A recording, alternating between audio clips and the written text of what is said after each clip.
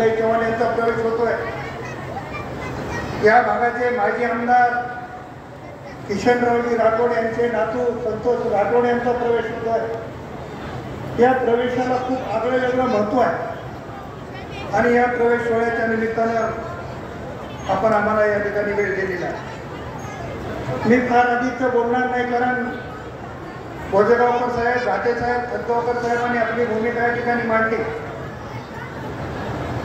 पण मी आपल्या सर्वांच्या ताकदीवर, आपल्या सर्वांच्या विश्वासावर दादांना एक या ठिकाणी शब्द देणार आहे की नांदेड जिल्ह्यामध्ये राष्ट्रवादी काँग्रेस पक्ष नंबर 1चा पक्ष झालेच. मी नरसीच्या कार्यक्रमामध्ये दादांना विनंती केली होती की दादा, परत आम्हाला 2 वेळेस तरी किमान आपण वेळ दिली पाहिजे, आणि दादांनी ती मान्य केली. पण आजच्या कार्यक्रमात दादा तुम्हाला परत एकदा विनंती करतो की आणखी 2दा आम्हाला वेळ द्यावा लागणार. माझ्या मतदारसंघामध्ये मी कार्यक्रम ठेवलेला नाही. ज्या दिवशी माझ्या मतदारसंघात शेवटचा कार्यक्रम होईल तर जेवढे सभेला लोक उपस्थित राहतील त्यांच्या सगळ्याचा प्रवेश राहील. कारण गेले अनेक वर्ष, 30-35 वर्षापासून ग्रामपंचायत, जिल्हा परिषद, साखर कारखाना, मध्यवर्ती बँक, विधानसभा आणि लोकसभेच्या माध्यमातून जे काही मी कामं केली, जे काही सर्व समाजामध्ये नाते जोडली, त्या सर्व लोकांचा प्रवेश राहिलेला आहे. त्यामुळे येणाऱ्या काळामध्ये आपल्याला अनेक प्रवेशाचे सोहळे घ्यायचे आणि अतिशय मोठ्या उत्साहाने आमच्या जिल्ह्यातील लोक म्हणतात की दादाला घेऊन आम्हाला प्रवेश करायचा. मी काल काही आमच्या 3-4 माजी नगराध्यक्षाला भोजेगावकर साहेबांनी आम्ही बघत बसलो. त्यांना आम्ही विनंती केली की आपण बाराळीच्या कार्यक्रमामध्ये प्रवेश केला पाहिजे. त्यांनी सांगितलं की बाराळीला जेवढी पब्लिक आहे, नक्षीला जेवढी पब्लिक होती तेवढी पब्लिक आम्ही जमवतो, पण दादाला तुम्ही आमच्या गावात घेऊन आलं पाहिजे, अशा पद्धतीचा आग्रह काही लोकांचा. त्यामुळे लोकांना असं वाटायला लागलं की आपल्याकडे बघण्याचा दृष्टिकोन लोकांचा असा आहे की बोले तैसा चाले. असा या महाराष्ट्रामध्ये नेता कोण, तर त्याचं नाव अजितदादा पवार आहे. हे सगळ्या महाराष्ट्राने नांदेड जिल्ह्यात. त्यामुळे प्रत्येकाला असं वाटतंय की दादांनी पण काम केलं पाहिजे. मंडळी, जरी आम्ही पुढाकार असलो, आपले कार्यकर्ते म्हणून मी भेटत असलो, माझ्या नावाचा उल्लेख जरी झाला तरी माझ्या पाठीमागं दादांचा आशीर्वाद आणि दादाची ताकद आहे. आणि त्यामुळे लोकांना असं वाटतं की आपलं सहज काम होऊ शकतं. आणि दादा, मी अतिशय सर्वसामान्य कुटुंबाचा माणूस आहे. 24 तास माझ्याकडे दुसरा कुठलाच धंदा नाही. तुम्ही मला एकदा विचारलं होतं की तुमचं व्यवसाय काय? माझा व्यवसाय काहीच नाही. वडिलोपार्जित जी जमीन आहे तेवढीच एक मेहरबानी, एक गुंठाई जमीन मी विकली नाही. तेवढेच एक उपकार कुटुंबाचे माझ्यावर आहेत किंवा माझे कुटुंब. मी सामान्य कुटुंबातला कार्यकर्ता, पण माझं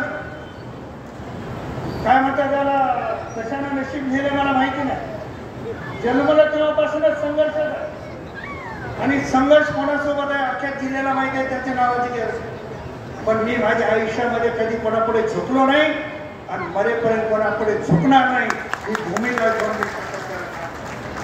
मला माहिती आहे की दादासारख्या नेतृत्वामध्ये मी दादाला गाडी देताना म्हणालो की मी लोकसभा का हारली, त्याचंही अतिशय उत्तम उदाहरण दादाला देण्याचा प्रयत्न केला. मी ज्यांना हरवून लोकसभा जिंकली आणि त्यांचा प्रवेश झाला आणि मी लोकसभा हारली, त्यांच्यामुळे हारली असं नाही, पण लोकांना ते आवडलं नाही. पण बरं झालं मी लोकसभा हारली, तुमच्या नेतृत्वात काम करायला संधी मिळाली, नाहीतर मी लोकसभा जिंकली असती तर अशा नेत्याला कुठलो असतो, अशी परिस्थिती निर्माण झाली.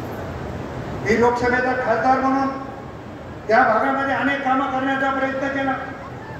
त्या भागामध्ये अनेक देवस्थान आहेत, अनेक मठसंस्थान आहेत. येवतीसारखं मठसंस्थान असेल, तमलूरसारखं संस्थान असेल, बेटमोगऱ्याचं संस्थान असेल, हानेगावचं संस्थान असेल, या सगळ्या संस्थांना मोठ्या प्रमाणावर निधी मिळवून देण्याचं काम लोकसभेचा सदस्य म्हणून मी त्या ठिकाणी केलेलं आहे. त्याचा आवर्जून उल्लेख मी या ठिकाणी करणार. लेंडी प्रकल्पाच्या संदर्भात महायुतीचा सरकारचं, राज्याचे मुख्यमंत्री आदरणीय फडणवीस साहेबांचं, आदरणीय दादांचं, आदरणीय शिंदे साहेबांचं मनापासून आपल्या सर्वांच्या वतीने मी अभिनंदन करणार आहे. 39 वर्षापासून प्रलंबित असलेला लेंडीचा प्रकल्प आपल्या काळामध्ये मार्गी लागला. मी लोकसभेचा सदस्य असताना यासाठी खूप प्रयत्न केले. लोकसभेचा सदस्य असताना केंद्राकडे हा प्रकल्प घेऊन केंद्राने मोठ्या प्रमाणात निधी दिला पाहिजे असा प्रयत्न केला, पण दुर्दैवानं मला यश आलं नाही. पुढच्या निवडणुकीमध्ये हरलो. परंतु आज महायुतीचं सरकार आलं आणि या महायुतीच्या सरकारने दादा आपल्या नेतृत्वामध्ये लेंडी धरणाचं काम सुरू केलं. त्याबद्दल सर्व जनतेच्या वतीने या ठिकाणी मनापासून मी गेल्या अनेक वर्षापासून उदगीर देगलूर रस्त्याचा प्रश्न होता.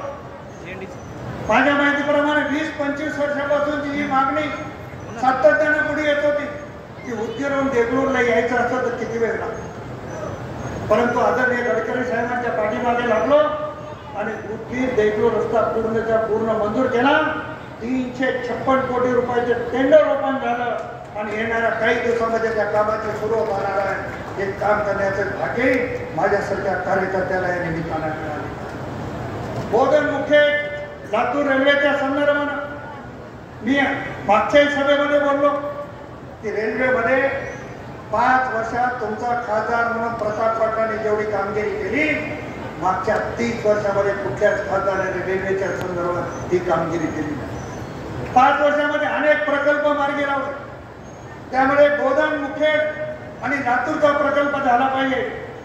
नांदेड लोहार लातूरचा प्रकल्प झाला पाहिजे याच्यासाठी प्रयत्न केला. आणि अश्विनी वैष्णव साहेबांनी सांगितलं की हा आता शेवटचा सर्वे राहील, याच्यानंतर कुठलाही सर्वे वगैरे होणार नाही आणि या सर्वेच्या माध्यमातून त्या रेल्वे प्रकल्पाचं काम केलं जाईल ही भूमिका घेतली आणि हे काम करण्याचं भाग्य मला त्या निमित्तानं मिळालेलं आहे. खूप गोष्टीचा मला उल्लेख करायचा आहे. मुखेड तसा डोंगराळ भाग आहे. आता अलीकडचा हा कुंदळा भाग आणि उद्या होणारा लेणीचा जर परिसर जोडला तर कन्नार आणि मुखेड हा डोंगराळ परिसर आहे. मोठ्या प्रमाणावर बेकारी या भागामध्ये आहे. दादा माझी एकच विनंती राहणार आहे, या परिसरामध्ये आम्ही सत्तेत असताना एकही उद्योग आणू शकलो नाही. आम्ही अनेक पदं घुसवले पण नांदेड जिल्ह्यात एक प्रकल्प उभा करू शकलो नाही. पण आपल्या मनापेक्षा आहे की नांदेड जिल्ह्यामध्ये मुखेड आणि कंधार तालुक्याच्या ह्या तरुणांच्या हाताला जर काम लावायचं असेल तर एखादा मोठा उद्योग या तालुक्यामध्ये आणण्याची आवश्यकता आहे आणि ते काम आपल्या माध्यमातून होईल अशा पद्धतीची अपेक्षा निमित्ताने करणार.